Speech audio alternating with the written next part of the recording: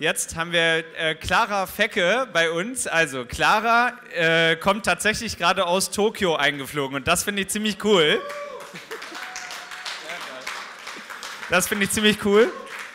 Clara arbeitet für ein E-Commerce-Unternehmen in Japan, das vielleicht der ein oder andere kennt, Rakuten, und macht da die ganze Arbeit zur Datenschutzgrundverordnung. Das auch nicht schon erst seit gestern, sondern schon eine ganze Weile.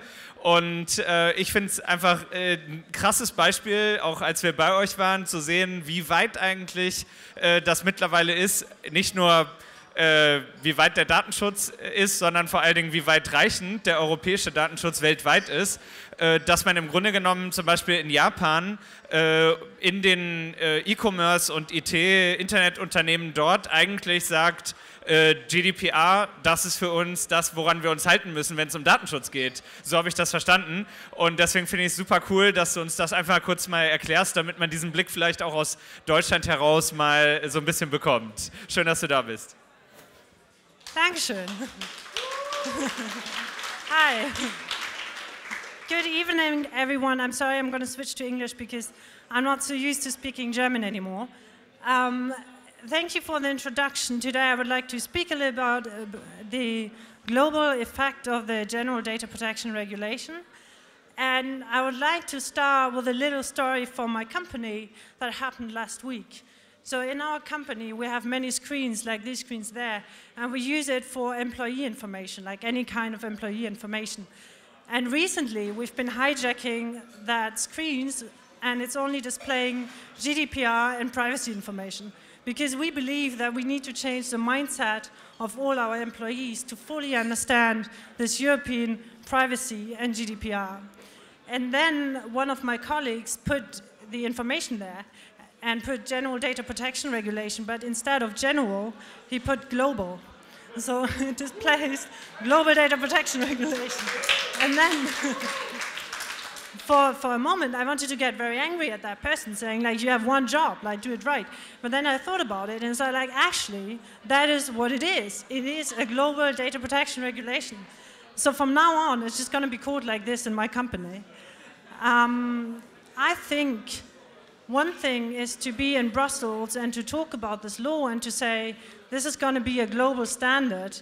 And another thing is to see how this is actually happening in Japan, talking to Japanese people who maybe sometimes they ask me questions where you can tell they don't necessarily know what language we speak in Luxembourg. They don't really know where Germany, Brussels, Belgium, what is exactly. But now they know the GDPR and the insights of that. And I think that is a very big achievement, and I think it's very remarkable, and I see it every day, and it makes me very happy to see that, actually. One other thing is that in Japan, I would say, we have a huge movement forward saying GDPR is what we have to do, that is the global standard, we have to achieve this no matter what. But we also have companies who are a little bit lost, because you need to understand that we have a huge language barrier, that people in Japan not necessarily speak proper English. And I think that's something where my company wants to support as well. And we want to try to explain this better to the Japanese society. And for example, many information I've been preparing for my business has been translated in Japanese the whole time. So we want to try to make this more public and to support the whole Japanese society on that. And also we have a lack of data protection officers and experienced people in Japan, because we also need people who can speak Japanese, right? So we're trying to work together with the universities to get some kind of program to educate people in European privacy and to bring that to Japan, basically.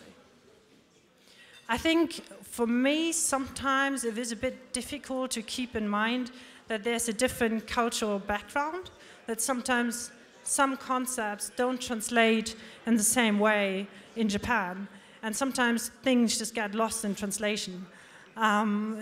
For example, we have the accountability principle, right, that is very important in the GDPR, but in Japanese it translates to responsibility to explain, and that's a little bit different to what accountability actually means. So we really have some cases where we're lost in translation and we need to figure out how to actually apply that correctly.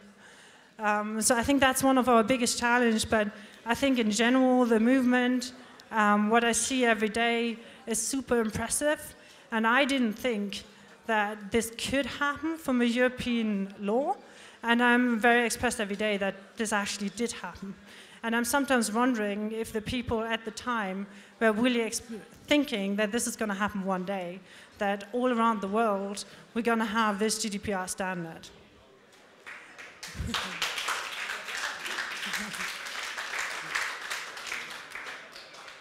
Do you have any specific questions or something?